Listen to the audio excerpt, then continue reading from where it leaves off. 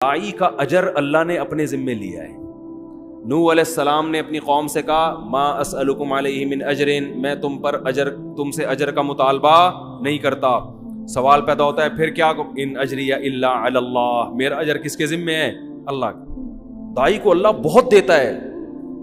یہ رزق ایسی چیز ہے، استغنا کے ساتھ جب آتا ہے نا تو چھپڑ پھاڑ کے آتا ہے. یہ آدمی بھاگتا ہے رزق سے اور رزق اس کے پیچھے بھاگتا ہے. وہ نبی صلی اللہ علیہ وسلم نے فرمایا جس نے آخرت کو اپنا اصل ہدف بنایا نا تو اتتہ الدنیا وہی راغمہ، دنیا بھی ملتی ہے لیکن ناک رگڑتے ہوئے ملتی ہے، ذلیل ہو کے ناک رگڑ رہی ہوتی ہے، کہتی قبول کر لے ہمیں، لیکن ایسے ملتی ہے دنیا. اور ہم نے تو علماء کی زندگی میں دیکھا ہے جنہوں نے رزق کو لات ماری نا کہ دین کو اصل ہدف بنایا، رزق ایسا بھاگ رہا ہے ان کے کہ وہ حیران ہے کہ یہ ہو کیا رہا ہے ہمارے ساتھ. ایسا رزق بھاگتا ہے اس کے پیچھے، اور یہ ہر داعی کے ساتھ ہوتا ہے. تو اس میں کاروبار کو الگ رکھو. بالکل سمجھ رہے ہو، میں یہ نہیں کہہ رہا کاروبار مت کرو، یہ تو بیوقوفی حماقت ہے. بھیکاری بن جاؤ گے، ہر وقت منہ سے دالیں ٹپکتے رہیں گی، یار ادھر سے کوئی جیب میں ہاتھ ڈالے شاید کچھ ہدیہ ودیہ نکال رہا ہو، ٹھیک ہے نا، یہ حالت ہو جاتی ہے انسان کی. تو استغنا کے ساتھ نبی صلی اللہ علیہ وسلم نے فرمایا کہ ایماندار تاجر قیامت کے دن پیغمبروں کے ساتھ ہوگا. میں تو تاجروں کو ایسا موٹیویٹ کرتا ہوں، میں کہتا ہوں تمہاری آمدن کتنی ہو؟ کہتے ہیں 3 کروڑ. میں کہتا ہوں 3 کروڑ میں تو کیا ہے، 3 کروڑ کی آمدن؟ میں تو ایسے موٹیویٹ کرتا ہوں. لوگ کہتے ہیں آپ مولوی ہو کیا میں کہہ رہے ہو؟ مولانا تو کہتے ہیں 3 کروڑ ہو بھائی کیا کر رہا ہے، سارا کیا پیسوں میں ہی لگایا رہے گا. میں کہتا ہوں 3 کروڑ کو 6 کروڑ بنا بھائی تو. وہ کہتے ہیں کس قسم کی باتیں کر رہا ہوں؟ میں کہتا ہوں بھائی مسلمان کے مضبوط ہونے سے اسلام مضبوط ہوگا. مسلمان کو تو صحابہ کرام جو مالدار تھے، وہ آپ کا کیا خیال ہے چھوٹے موٹے مالدار تھے؟ جامعۃ رشید نے ایک تحقیق کی ہے کہ صحابہ میں جو مالدار تھے نا ان کے اثاثے کتنے تھے؟ 5 ارب روپے اس زمانے کے حساب سے. ان کے پاس جو چاندیاں تھیں نا جن کی بالیت 5 ارب روپے کی بنتی ہے. حضرت عثمان جو 500 گھوڑے اللہ کی راہ میں دے رہے ہیں، گھوڑا لینڈ کروزر تھا اس زمانے میں، اس کا مطلب 500 گھوڑے تو اللہ کی راہ میں دیے، باقی تجارت تو ان کی چل رہی تھی ویسے ہی. اتنے مالدار لوگ، اس کا اسلام کو فائدہ ہوا کہ نہیں ہوا؟ تو اسلام تو تجارت سکھاتا ہے، اس لیے کہ تجارت میں پیسہ بہت ہے. اللہ نے پیسے کو اپنا فضل کہا ہے کہ جمعے کی نماز جب ہو جائے تو وابتغوا من فضل اللہ، پھر اللہ کے فضل کو تلاش کرو. جاؤ سمندر کو مسخر کیا لتبتغوا من فضلہ، تاکہ تم اللہ کے فضل کو تلاش کرو. سمندر میں روزی تلاش کرو، کنٹینر آئے تمہارے، ایکسپورٹ ہو امپورٹ ہو.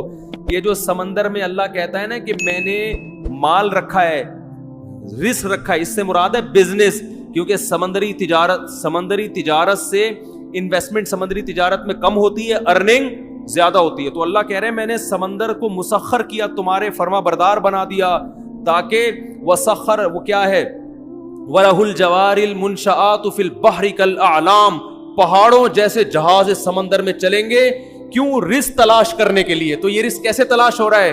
کنٹینر میں مال جائے گا بھی اور کنٹینر میں مال آئے گا بھی.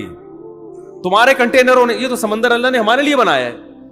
اور آپ یہاں گولے گنڈے کی دکان کھول کے بیٹھے ہوئے ہو کہ جب گولے گنڈے سے میرا گزارا ہو رہا ہے تو مجھے کنٹینر کی کیا ضرورت ہے؟ دیکھو گزارا کے لیے تو 2 وقت کی روٹی کافی ہے. شکر ادا کرنے کے لیے تو یہ ہے کہ جس کو 2 وقت کی روٹی بھی مل رہی ہے، ناشکری اس کے لیے جائز نہیں ہے. جب بھی وہ ملے بولے بھائی اللہ کا دیا میرے پاس بہت کچھ ہے، لیکن کمائے قوم کے لیے، مذہب کے لیے، اسلام کے لیے، اللہ کے لیے، کہ اوپر والا ہاتھ نیچے والے ہاتھ سے بہتر ہوتا ہے. جب آپ کے پاس دولت آئے گی جائز طریقے سے، حلال طریقے سے، آپ خرچ کرنے والے بنو گے، سر اٹھا کے جیو گے. اللہ کو مخلوق کے سامنے غلامی پسند نہیں ہے کہ ابھی اس سے ادھار مانگ رہا ہے، کبھی اس سے ادھار مانگ رہا ہے، پیسے ہی نہیں ہے. ہمارے حضرت فرمایا کرتے تھے نا، ایک مولانا صاحب سے میں نے پوچھا آپ شادی کیوں نہیں کرتے؟ حضرت ان کی نقل اتارتے تھے. حضرت فرماتے ہیں آپ اتنے بڑے ہو گئے، آپ شادی نہیں کر رہے، مسئلہ کیا ہے آپ کے ساتھ؟ تو حضرت ان کی نقل اتارتے تھے کہ جب ان سے پوچھا جاتا کہ شادی کیوں نہیں کر رہے، کہتے ہیں پیسے ہی نہیں ہے. یعنی ایسا، وہ حضرت کے شاگرد تھے تو کوئی حرج نہیں تھا حضرت کے لیے ان کا مذاق اڑانا. تو حضرت کو بڑا غصہ آیا کہ ایسا اسٹائل کیوں بنا رہے ہو، پیسے ہی نہیں ہے. یعنی یہ ناشکری والا اسٹائل ہے نا، یہ کیا کریں پیسے ہی نہیں ہے. تو حضرت کو بہت غصہ آتا تھا ان کے اوپر، نہیں یہ اسٹائل کیوں ہے؟ اسٹائل یہ ہونا چاہیے بھائی اللہ کا دیا بہت کچھ ہے. سوال جب اتنا کچھ ہے تو شادی کیوں نہیں کر رہے؟ بولے بھائی وہ اگلا مہر بہت زیادہ مانگ رہا ہے. آج کل لڑکیوں کے خرچے بہت ہیں, تو اللہ کا دیا تو بہت کچھ ہے, لیکن ان کمبختوں کی ہوس کو لگام کون دے؟ یوں کر لو, اللہ پہ نہیں, پیسے ہی نہیں ہے کا مطلب اللہ نے مجھے دیا ہی نہیں ہے, تو بولو پیسہ بہت ہے بھائی, اللہ کا دیا بہت کچھ ہے, حالانکہ کچھ بھی نہ ہو پھر بھی بولو بہت کچھ ہے, اس لیے کہ واقعی بہت کچھ ہے. جہاں آپ کو 2 وقت کی روٹی مل رہی ہے نا, آنکھوں میں بینائی ہے, سننے کی سماعت ہے, بہت کچھ اللہ نے آپ کو دے دیا ہے, اب رونے دھونے کی اجازت نہیں ہے. تو اب آپ کماؤ, زیادہ کماؤ, قوم کے لیے کماؤ, آپ مدرسوں میں خرچ کرو گے, بیوہ عورتوں پہ خرچ کرو گے, یتیموں کی, ایک یتیم کی کفالت, نبی نے کیا فرمایا کہ جس نے یتیم کی کفالت کی جنت میں میرے ساتھ ایسے ہوگا. ذهب اہل الدثور بالاجور, صحابہ نبی کے پاس آئے, یا رسول اللہ مالدار لوگ تو اجر میں بڑھ گئے, جتنی نمازیں ہم پڑھتے ہیں وہ بھی پڑھتے ہیں, لیکن صدقات و خیرات تو وہ ہم سے زیادہ کر رہے ہیں. اب غریب آدمی احساس کمتری میں جاتا ہے, تو وہ یہ سوچ کے شکر ادا کرے کہ اللہ نے آپ کو دولت نہ دے کے بہت سے فتنوں سے بچا لیا, کیونکہ دولت آنے کے بعد اجر میں آگے کم بڑھنے لوگ, نیکیوں میں کم بڑھتے ہیں, گناہوں میں بڑھنے والے زیادہ ہیں. تو اللہ نے آپ کو اس آزمائش سے بچا لیا, آپ کا حساب بھی ہلکا پھلکا, قیامت پہ اللہ پیسوں کا حساب مانگے گا, آپ بولوگے جیب نکال کے دو گے, اللہ میاں کو پیسے ہی نہیں ہے, کس چیز کا حساب لے رہے ہیں. اللہ صبح ایک انڈا بمشکل کھا لیا کرتے تھے, وہ بھی بیگم کی صلواتیں سن کے, تو وہ ویسے ہی گناہ اس کے غریب کے معاف ہو چکے ہوں گے, بیگم نے اتنی سنائی ہوگی, اس کا سر گنجا کر دیا ہوگا, کم بخت جب دھیلا نہیں ہے تو مجھ سے شادی کیوں کی تھی, تو وہ غریب تو ویسے ہی لپٹایا کہاں جائے گا جنت میں. تو مالدار کی آزمائش زیادہ ہے, تو جو آزمائش اللہ کی طرف سے ہو وہ تو ٹھیک ہے, اپنی حماقتوں سے جو آزمائش ہوتی ہے پھر وہ صحیح نہیں ہوتی. تو آپ اپنی حماقتوں سے اگر غریب بنے ہوئے ہو تو یہ اللہ کی طرف سے آزمائش نہیں ہے, بلکہ یہ کس کی طرف سے ہے, یہ آپ کی اپنی حماقت ہے. تو اپنے طرف سے تو کوشش کرنی چاہیے. خیر بات کو جلدی سے سمیٹ کے ختم کرتا ہوں. تو اللہ نے کیا فرمایا کہ تم اکیلے میں غور کرو, تمہارے ساتھی محمد صلی اللہ علیہ وسلم کے دل میں نہ تو لالچ ہے اور نہ ان کو جنون ہے, یہ ان کے برحق ہونے کی علامت ہے. قوم سے ٹکر لے رہے ہیں, مارے کھا رہے ہیں, پتھر سر سے خون نکلتا ہے تو جوتوں میں جمع ہو جاتا ہے, رشتہ دار سب الگ ہو گئے, چچا کہہ رہے ہیں کہ مجھ پہ اتنا بوجھ مت ڈالو کہ میں برداشت نہ کر سکوں. تو یہ بہت بڑی دلیل ہے آپ صلی اللہ علیہ وسلم کے برحق ہونے کی. تو قرآن کہہ رہے ہیں ام تسألوہم اجرا, اے نبی کیا آپ نے ان سے پیسے مانگے ہیں کہ جو مجھ پر ایمان لائے گا تو مجھے زکاتیں لا کے دیا کرے, مجھے ہدیے لا کے دیا کرے, مجھے اتنے پیسے ہر مہینے دیا کرے, اور جس کی وجہ سے یہ بوجھل ہو گئے ہوں؟ ایسا بھی نہیں ہے. حتیٰ کہ دیکھو ابو طلحہ انصاری رضی اللہ تعالیٰ عنہ آئے نبی کے پاس, بس یہ واقعہ سنا کے بیان ختم کرتا ہوں, کہ یا رسول اللہ, قرآن میں اللہ نے آیتیں نازل کر دی, لن تنالوا البر حتی تنفقوا مما تحبون, کہ تم نیکی کی حقیقت تک اس وقت تک نہیں پہنچ سکتے جب تک محبوب چیز اللہ کی راہ میں صدقہ نہ کرو. یعنی اگر نیکی تو کم چیز بھی صدقہ کرنے سے ہوگی, لیکن اگر نیکی کی حقیقت اور تہ تک پہنچنا چاہتے ہو تو ایسی چیز صدقہ کرو جس سے تمہارا دل اٹکا ہوا ہے. محبوب چیز نکالو اللہ کی راہ میں, قربانی دو. دیکھو جس کو دنیا میں جب ایک دوسرے سے محبت ہوتی ہے نا, تو لوگ آپ سے آپ کی پسندیدہ چیز مانگ لیتے ہیں. سیٹنگ میں تو یہ بہت ہوتا ہے, لڑکے بتاتے ہیں, میری اپنی کوئی سیٹنگ نہیں ہے الحمدللہ, کہ سیٹنگ میں یہ بہت ہوتا ہے کہ وہ محبوبہ نے یہ مانگ لیا, اپنی کوئی خاص چیز مانگ لی کہ بھئی یہ گھڑی ہے یا یہ موبائل ہے, آپ آزمائش میں آ گئے. اب آپ کو محبت تھی, آپ نے کہا کوئی بات نہیں, یہ آئی فون تمہارا ہوگا. وہ جوش میں آ جاتی ہے, بھائی یہ ہے محبت. یہ دنیا میں ہوتا ہے, انسان آزماتا ہے. اور یاد رکھو یہ ہمارے ہاں بہت بڑی اللہ کی نعمت ہے کہ اب بھی عورت پہ خرچ کرنے کا جذبہ ہے, پٹانے کے لیے بھی. گوروں میں یہ بھی ختم, گوروں میں عورت کا یہ حق بھی ختم ہو گیا کہ انگریز عورت کو پٹانے کے لیے اس پہ خرچ نہیں کرتا, دونوں ایک دوسرے کو اپنے خرچے پہ پٹا رہے ہوتے ہیں. یعنی گرل فرینڈ بھی بوائے فرینڈ کا خرچہ اٹھا رہی ہوتی ہے آدھا آدھا. کم بخت کی سیٹنگ چل رہی ہے گرل فرینڈ سے, برگر بھی وہ اپنے خرچے پہ کھائے گی بیٹھ کے. یہ عورت کا حال ہو گیا ان ملکوں میں. یعنی نہیں آ رہی سمجھ میں, میرا خیال ہے یہ تو یہاں ہے کہ برگر اپنے خرچے پہ, پیزا اپنے خرچے پہ, اور ایزی لوڈ اپنے خرچے پہ, پھر کہیں جا کے وہ 8-10 پہ یہ خرچہ ہوگا تو ایک آدھ پٹ پٹا کے آئے گی آپ کے پاس. وہاں انگریز خرچہ نہیں کرتا گرل فرینڈ پہ, کیونکہ وہ بھائی تو جیسے میری ضرورت گرل فرینڈ ہے تو تمہاری ضرورت بوائے فرینڈ ہے, تو تم اپنے پیسوں سے برگر کھاؤ, میں اپنے پیسوں سے برگر کھاؤں گا. اتنے مزے گوروں کے ہیں, اور نقصان کس کا ہو رہا ہے؟ عورت کا. تو عورت کے حقوق یہاں جتنے ہیں نا وہاں نہیں. گرل فرینڈ حرام ہے, ناجائز ہے, کہیں شروع نہ کر دیں. ایک مثال دے رہا ہوں میں. تو کیا بات کر رہا تھا میں, جلدی سے بات کو سمیٹ کے ختم کروں میں. کون سا بات؟ ہاں, تو محبوب ترین چیز اللہ کی راہ میں صدقہ کیا جائے. قرآن نے کہا نیکی کی تہ تک تم اس وقت پہنچو گے. یہ آیت جب نازل, لن تنالوا البر, ہرگز نہیں نیکی کی حقیقت تک پہنچ سکتے جب تک محبوب چیز صدقہ نہیں کرو گے. حضرت ابو طلحہ انصاری آئے, یا رسول اللہ, اللہ نے آپ پہ جو آیتیں نازل کی, قرآن نازل کیا, اس میں اللہ نے فرمایا کہ محبوب ترین چیز کو صدقہ کرنا پڑے گا. تو میں نے اپنے دائیں بائیں غور کیا, میرے پاس محبوب ترین مال کون سا ہے؟ تو میرے 2 باغ ہیں جو مجھے بہت ہی محبوب ہیں. پراپرٹی ہے نا, ایک تو باغ ویسے ہی اچھا لگتا ہے, دوسرا وہ ارننگ کا اس زمانے میں اس سے بہتر ذریعہ تھا نہیں, تو یہ تو میری ارننگ کا ذریعہ ہے, یہ مجھے بہت محبوب ہے. تو آپ کو اختیار ہے, آپ جہاں چاہیں صدقہ کر دیں. میں ہوتا تو شاید میرے دل میں لالچ آتی کہ بھائی میں بھی آخر انسان ہوں, ہے بھائی میرے بیان سن کے تمہیں صدقے کی توفیق ملی ہے, اور میرے بچے بھی ماشاءاللہ ہول سیل کے حساب سے ہیں. میرے ذہن میں تو وسوسہ آ جاتا.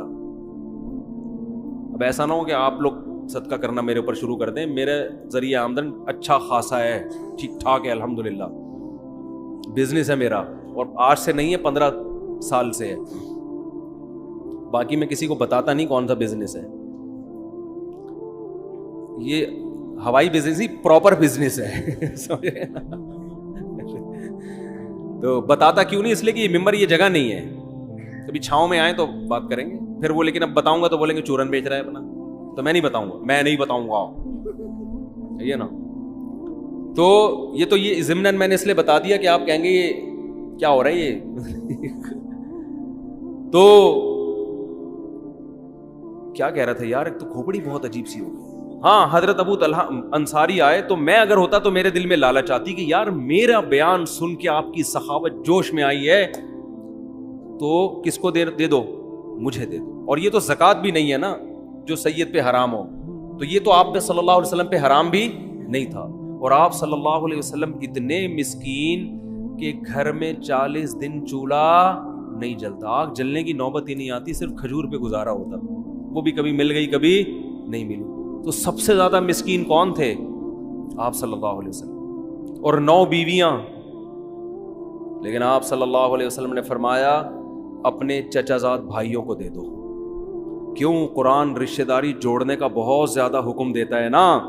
تو آپ صلی اللہ علیہ وسلم کو معلوم تھا ان کے چچا زاد بھائیوں کی مالی حالت اچھی نہیں ہے, اور ان کے ریلیٹیو بھی ہیں, رشتہ دار بھی ہیں.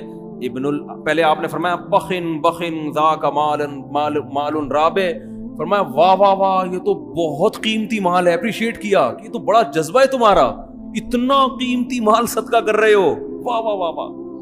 پھر فرمایا اپنے چچا زاد بھائیوں کو دے دو جا کے. کیوں؟ اس میں کیا ہوگا؟ صدقے کا ثواب بھی ملے گا اور رشتہ داری مضبوط ہوگی.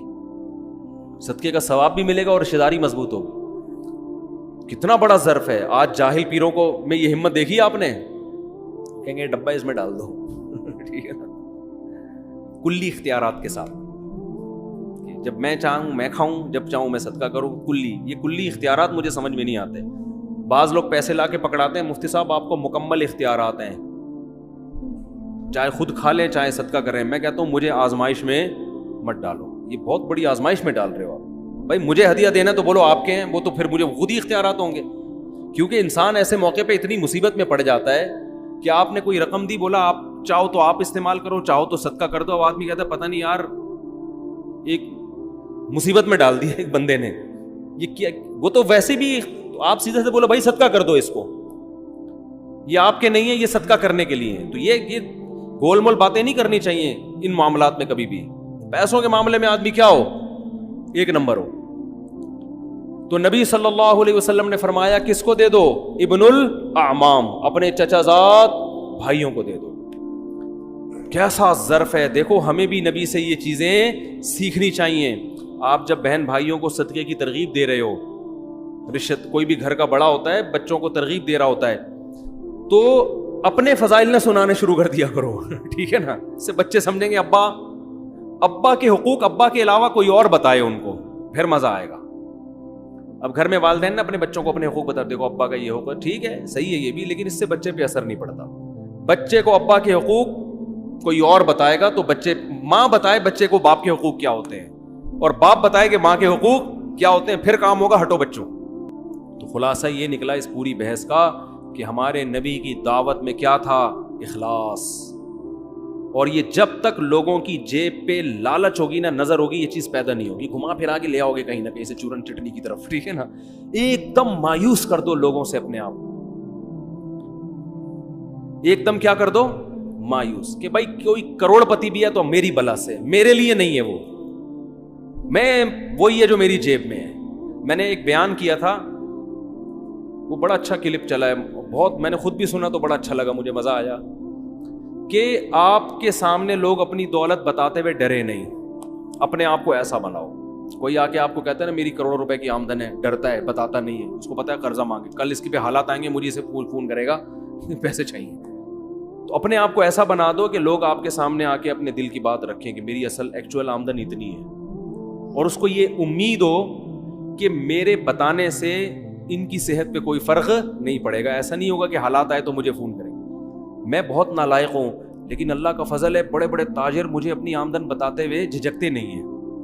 ان کو پتا ہے مولوی صاحب کبھی فون کر کے چندہ نہیں مانگے، ہاں کوئی بہت کسی سے قریبی تعلق ہو تو وہ تو انسان مانگ سکتا ہے اس سے، اور یہ اس کی علامت ہے کہ مانگتے ہوئے آپ کو اگر عزت ہے اور شرم نہیں آ رہی عزت بھی ہو بجے تو یہ بے تکلفی کی علامت ہے۔ جیسے دوست جاتے ہیں نا کہ یار ذرا نہاری کے پیسے تو دے یار، تو بے تکلفی تو ایک اس کا تو اصول ہی الگ ہے نا۔ کسی سے اتنی گہری دوستی ہو، بے تکلفی ہو، اس سے مانگنے میں تو کوئی حرج نہیں ہے، کیونکہ وہ بھی مانگ لے گا آپ سے، آپ بھی مانگ لو گے اس سے، یا ویسے ہی اس سے تعلق اتنا ہے، اور آپ کو بھی پتا ہے منع بھی کر دے گا، تو وہ تو ریلیٹیو اپنے خاص ہوتے ہیں، وہ انسان کو پتا چل جاتا ہے۔ لیکن نارمل ایسا نہیں ہونا چاہیے، کوئی بھی آ کے جتنی بھی آمدن ہے بھائی آپ کی بلا سے، اپنے آپ کو ایسا بناؤ، اس سے رزق تھوڑا دیر سے ملے گا لیکن ملے گا چھپڑ پھاڑ کے، اور جو لالچ ہے نا ادھر سے نکال لوں ادھر سے لے لوں ادھر سے لے لوں، اس سے فوری طور پہ تو کچھ مل جاتا ہے لیکن ہمیشہ کے لیے انسان محروم ہو جاتا ہے۔ لوگ سمجھ جاتے ہیں کہ یہ لالچی آدمی ہے، اس سے چھپاؤ، بھاگو، پھر قرضہ مانگو، فون نہیں اٹھاؤ اس کا۔ سمجھتے ہو گے نہیں سمجھتے؟ خدا کی قسم سر اٹھا کے عزت کے ساتھ جینے میں جو مزہ ہے نا، ایسا خاندانی مزہ ہے جو کباب پراٹھوں میں وہ مزہ نہیں ہے۔ ایک واقعہ سنا دوں تاکہ بیان کمپلیٹ ہو جائے۔ ہمارے حضرت ایک واقعہ بہت سنایا کرتے تھے، ہمیں بڑا اچھا لگتا تھا یہ واقعہ۔ پرانے وقتوں کی بات ہے جب بادشاہی حکومت ہوا کرتی تھی، تو ہندوستان سے جو ہے نا کوئی شخص چلا گیا کسی عرب کنٹری میں، اس وقت سعودی عرب نہیں تھا، ارض حجاز کہا جاتا تھا، عرب لوگ بڑے سخی ہوتے ہیں، تو یہ چلا گیا بے یار و مددگار، تو وہاں کسی شہزادے نے اس کا بڑا اکرام کیا کہ بھئی ہندوستان سے آیا ہے، مسافر ہے، تو بڑا اکرام کیا اس کا، اس کو بڑی خوشی ہوئی، یار ایک عرب شہزادہ میرا اکرام کر رہا ہے۔ تو اس نے کہا کہ کبھی ہندوستان آؤ اور تمہیں کچھ ضرورت ہو تو میرے گھر پہ آنا۔ شہزادے نے کہا مجھے کیا ضرورت، میں شہزادہ آدمی، میں تو فقیر غریب آدمی ہے، تو میں نے تیری مدد کر لی، ویسے ہی مجھے کوئی تجھ سے مدد نہیں۔ وہ فقیر تھا بیچارہ، غریب تھا نا، تو پھر بھی اس فقیر نے کہہ دیا کہ یار حالات کا کچھ پتہ نہیں ہوتا، کبھی آنا ہو تو یہ میرے ایڈریس سے آ جانا، تم شہزادے ہو لیکن جو ہے کبھی کبھی ضرورت پڑ جائے۔ اللہ کی قدرت کی بغاوت ہوئی، اس حکومت کا خاتمہ، اور ظاہر ہے پھر تو شہزادے قتل ہوتے ہیں، تو یہ بھاگا۔ اب وہ عرب کی زمین چھوڑ کے بھاگا، تو اس کو خیال آیا کہ میرا ایک ہندوستان میں دوست تھا، تو اس نے یہ مجھے ایڈریس دیا تھا۔ اچھا، اس شہزادے نے اس کو کہا تھا کہ ہم شہزادے لوگ ہیں، ہم کسی کے سامنے ہاتھ نہیں پھیلاتے، ہمارا اسٹائل ہی یہی ہے، شہزادے، ہم شہزادے لوگ ہیں، ہاتھ نہیں پھیلاتے ہم کسی کے سامنے، چاہے کتنی ضرورت ہو۔ اب اس کو پڑ گئی ضرورت، اس نے کہا یار وہ اس نے بڑے واسطے دیے تھے کہ میرے پاس ضرور آنا، بڑی خوشی ہوگی، تو چلو یار چلتے ہیں، یہ سمجھا بے تکلف دوست ہے، جب اس کے در پہ گیا پہلے تو اس نے پہچاننے سے انکار کر دیا. اس نے بتایا میں وہ شہزادہ ہوں. ہو ویلکم, آئیے آئیے بیٹھیے. آئیے کیسے آنا ہوا یار, حالات نے تختہ پلٹا اور مجھے ضرورت پڑ گئی, آج میں تمہارے در پہ آ گیا. تو اس ہندوستانی نے فارسی کا ایک شعر پڑھا. اس شعر کا مفہوم یہ ہے کہ حاجت اور ضرورت بڑے بڑے شیروں کو پتہ نہیں گیدڑ بنا دیتی ہے یا لومڑی بنا دیتی ہے. بڑے بڑے شیروں کو کیا کر دیتی ہے, گیدڑ یا فقیر بنا دیتی ہے. کچھ ایسا اس نے شعر پڑھا جس میں توہین کا تھوڑا سا عنصر تھا کہ دیکھو تو اتنا بڑا شہزادہ تھا, لیکن ضرورت جب پڑتی ہے نا, بھوک لگتی ہے, تو بڑے بڑے شہزادے بھی کیا بن جاتے ہیں, فقیر. یہ بڑا نالائق تھا, اس نے یہ ایسے موقع پہ کہنے کا تھا نہیں شعر. یہ تھا تو خون میں تو شہزادہ تھا نا, بلڈ تو وہی تھا. اس نے کہا کہ شیر ہمیشہ شیر رہتا ہے, کیسی ہی حاجت ہو شیر کبھی گیدڑ اور لومڑی نہیں بنتا, اور شیر ایسی حاجتوں پہ 100 جوتے مارتا ہے جو حاجت اس کو فقیر بنا دے. اور کہا میں تجھ سے ایک دھیلا نہیں لوں گا, بھوکا مر جاؤں گا. اب وہ ہندوستانی, ارے بھائی میں نے ویسے ہی کہہ دیا تھا بھائی معاف کر دے. اس نے کہا نہیں, میں خدا کی قسم بھوکا مر جاؤں گا تجھے یہ بتانے کے لیے کہ شیر ہمیشہ شیر رہتا ہے. وہ 100 حاجتوں پہ, وہ ایک حاجت پہ 100 جوتے مارتا ہے, ٹھیک ہے نا, لیکن وہ کسی کے در کا بھیکاری نہیں بنتا. تو ہمارے حضرت یہ شعر پڑھتے تھے, فارسی کا شعر ہے تو نہ ہماری سمجھ میں آتا تھا نہ آپ کی آئے گا, تو اردو میں مفہوم سمجھ میں آتا تھا کہ ہم 100 جوتے مارتے ہیں. تو حضرت فرماتے تھے کہ وہ شہزادہ فقیر تو بن گیا, مگر اسٹائل کون سا تھا, شہزادوں والا. تو یہ شہزادہ بننا ہر ایک کے اختیار میں ہے. بات آ رہی ہے سمجھ میں؟ ایک شہزادہ وہ ہوتا ہے جو حکومت ملتی ہے اور بڑا پیسہ مل جاتا ہے, یہ ہر ایک کے اختیار میں نہیں ہے, کوشش ہے بنتا نہیں ہے. لیکن یہ شہزادگی جو ہے نا کہ اسٹائل کیسا ہو, شہزادوں والا, سر اٹھا کے جیتا ہو, یہ رکشے والے بھی کر سکتے ہیں, ٹماٹر والے بھی کر سکتے ہیں. بھائی ہم حاجتوں پہ 100 کوڑے لگاتے ہیں, کسی کے سامنے زبان ٹیڑھی, ایسے رہو. دیکھو یہ ہمارے جو بڑے بڑے حکومتی اہلکار ہیں نا, ارب پتی ہیں کہ نہیں ہیں, پھر بھی بہت سے ان میں بھیکاری ہے یا نہیں ہے؟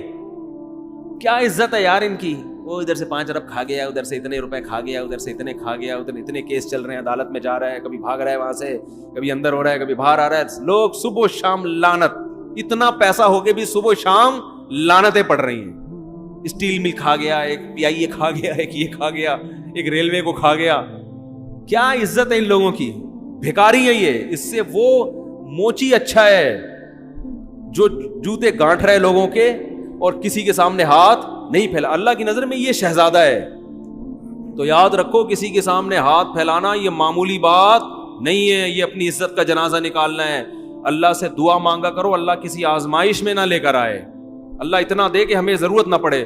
لیکن یہ بھی دعا مانگو, اے اللہ اگر کبھی خدا نہ خواستہ آزمائش مقدر ہے تو ہمیں کسی کے سامنے ہاتھ پھیلانے والا نہ بنا, ہاتھ نہ پھیلائے, سر اٹھا کے جیے, دھیلا نہ ہو, لیکن اسٹائل ایسا ہو جیسے آپ سے بڑا سیٹ دنیا میں کوئی ہے ہی نہیں. ہمارے حضرت بہت غریب تھے 60 سال کی عمر تک. فرماتے ہیں کہ میرے پاس لاہور اپنے شیخ کی زیارت کے لیے ٹرین کا کرایہ نہیں ہوتا تھا, لیکن میں جیتا ایسے تھا لوگ قرضے مانگتے تھے مجھ سے آ کے, سمجھتے تو بہت بڑے سیٹ ہیں یہ. اور حضرت بھی دیتے نہیں تھے کیونکہ جس کو دیا واپس نہیں دیا اس نے. حضرت فرماتے تھے اس زمانے میں جو کسی کو قرضہ دے دے وہ احمق, اور جو لے کے واپس کر دے وہ اس سے بڑا بے وقوف. جو قرضہ دے دے وہ بھی بے وقوف, اور جو لے کے واپس کر دے وہ اس سے بڑا بے وقوف. اب اس کا ایک مطلب ہے, لوگ کہتے ہیں یہ قرضہ دینا تو واجب ہے, اس کو ڈبل بے وقوف کیوں کہہ دیا؟ ڈبل بے وقوف اس لیے کیا کہ اس کو پتا تھا میں نہیں دیتا تو کیا بگاڑ لیتا, پھر بھی دے دیا. بے وقوف ہے یا نہیں ہے؟ تو ایسا استغنا, تو انسان کسی کی جیب پہ نظر نہ رکھے. بھائی اپنا کھائیں گے, اپنا بھوکے مر جائیں گے تو کیا ہو گیا یار, مرتا ورتا کوئی نہیں ہے. اللہ ایسا کھلاتا ہے نا غیب سے, زبردستی لوگ ٹھوس ٹھوس کے جائیں گے آپ کے منہ میں. اب دیکھو ہم جب مولوی بننے کے لیے آئے تو ہمیں تو لوگ تانا دیتے تھے کھاؤ گے کہاں سے, اتنے تانے ملتے تھے, اتنے تانے. اب ٹھونس رہے ہیں مفتی صاحب گرل فش, دال چاول, مسالے والی بریانی, اور ہم جاتے بھی ہیں تو دھونے والے کھا کے. بھائی پیٹ ہے, لالو کھیت تھوڑی ہے کہ اتنا گنجائش تھوڑی ہے اس میں. اللہ ٹھونستا ہے, کھلائے گا, برس پیچھے بھاگے گا آپ کے. تو بہت بڑی نعمت ہے. میں تو یہ باتیں کر رہا ہوں, میرے اندر بھی وہ استغنا نہیں ہے. میں اس لیے باتیں کر رہا ہوں کہ میرے اندر پیدا ہو جائے. آپ سمجھے مفتی صاحب تو پتہ نہیں کتنے زبردست استغنا کے ساتھ جیتے ہوں گے. ہوئے ہم بھی باتیں کر رہے ہیں, باتیں کرنے پر گورنمنٹ کی طرف سے کوئی پابندی نہیں ہے, عمل بڑا مشکل کام ہے. تو میں بھی اس لیے کہہ رہا ہوں تاکہ میرا بھی استحضار ہو جائے. تو عزت کا, اور خاص طور پر دیندار آدمی, داڑھی والے, نمازی, ان کو تو بہت عزت نفس کا خیال کرنا چاہیے, بہت زیادہ خیال کرنا چاہیے عزت نفس کا, کہ عزت پہ آنچ نہ آئے. تو ہمارے نبی نے اتنی غربت میں گزارا کیا, ایک پیسے نہیں مانگے. صحابی صدقے کی ترغیب دے رہے ہیں تو کہہ رہے ہیں اپنے چچا زاد بھائیوں کو دے دو, ٹھیک ہے نا. تو ان کو کبھی جہاد میں خرچ کروا رہے ہیں, اپنی ذات کے لیے نہیں مانگ رہے, اپنی ذات کے لیے. اپنی بھوک بھی نہیں بتا رہے لوگوں کو جا کے کہ میرے حالت یہ ہے, یہ میری حالت. صحابہ نے غزوہ خندق میں آپ کے چہرے کو دیکھ کے اندازہ لگایا کہ آپ کتنی شدید بھوک میں ہیں, چہرے کو دیکھ کے اندازہ لگایا. تو اس ہمارے نبی تو بڑے مستغنی تھے بھائی, ہمیں بھی ایسی زندگی گزارنی چاہیے. اللہ تعالیٰ عمل کی توفیق عطا فرمائے.